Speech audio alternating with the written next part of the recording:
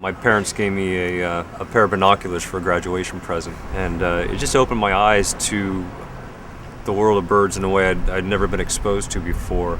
You know, when you use binoculars and you can see all these birds flying through the trees and picking out these amazing, brilliant orange colors and yellow colors on these tiny little jewels of birds, and it fell in love with birds, became a passion of mine. It was an American redstart. I remember seeing it hopping around the top of a tree, and that was, a striking black and orange male, and that was pretty much it. And like Andy said, when you realize there's more than one species of duck, or in my case it was gulls, I couldn't believe there was more than one species of gull. I just blew my mind. So that was a big turning point. And now I hang out in landfills on the weekends. So. I mean, the eastern shore of Delaware is a fantastic place to see wintering species. A lot of the birds that breed, especially like waterfowl, geese, they breed up north in Canada. Well, this is their winter range, and you can see many, many different species of duck here in the wintertime. So if you're going to do a winter bird trip, eastern shore of Maryland and Delaware is a fantastic place to go to see wintering ducks and geese. We want to maximize the potential for having birds come across, where we are. So we look for places like Indian River Inlet while we were there. As the tide is sucking out, it's going to bring out all the nutrients and all the little fish and invertebrates from the bay back there, and it's going to concentrate the birds. So, we definitely wouldn't have seen that many birds had we been in like a cornfield. You can sit there as long as you want, but you have to lay a little bit of foundation and find the spots that are likely going to be holding the birds. And yeah, right.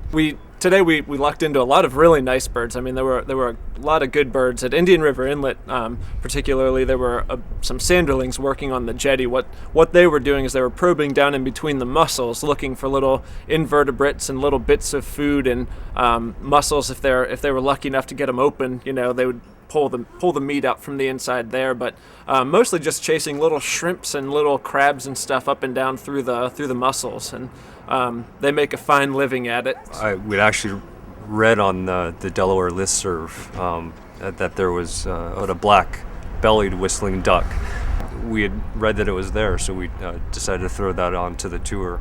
And I think people really were surprised and excited to see this black-bellied whistling duck in a place that's completely not supposed to be. I mean, the range is in Texas, in southern Texas, and here it's in Delaware. That was really neat because it's an unexpected bird for this region. Plus, we kept it as our super secret cool bird and didn't tell anybody what it was. Right. So it was the suspense building up, and right. So that was pretty exciting.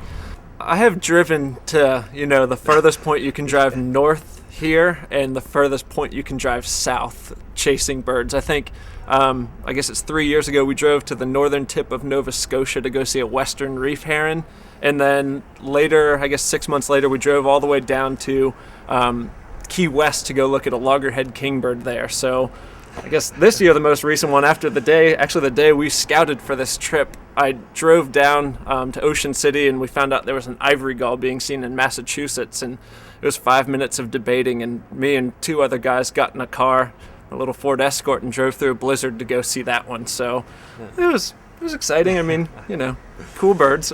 Absolutely. Some of the most amazing times that I've had have just been walking outside my door and paying attention to what's around.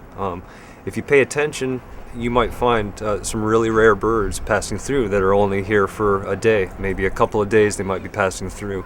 Migration is fascinating, and it brings just some really special visitors that are traveling thousands of miles, and they just happen to be stopping by your neighborhood for part of that journey.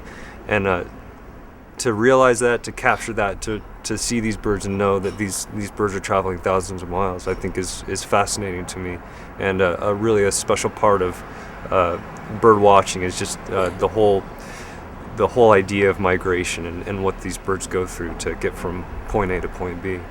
Most of our neotropical migrating songbirds, like the warblers, thrushes, all the little, dinky birds, as people often refer to them, they actually migrate at nighttime. And I remember the first night I actually put my scope up to a full moon and watched little birds flying in front of the moon, and it's just like, it's just this amazing little bird, just a couple of ounces, and it flies all night long, and then it forages all day just to fly all night again. My travels in looking for these birds pale in comparison to what one of those covers in 1 year, going back and forth from South America to here. So this is why I think we enjoy doing these bird tours or leading groups, is if you can get someone just that much more interested in nature and getting outside and enjoying what's around them. If people are more inclined to get out and wonder what's in their neighborhood or what's out in a wildlife refuge, then I think we've had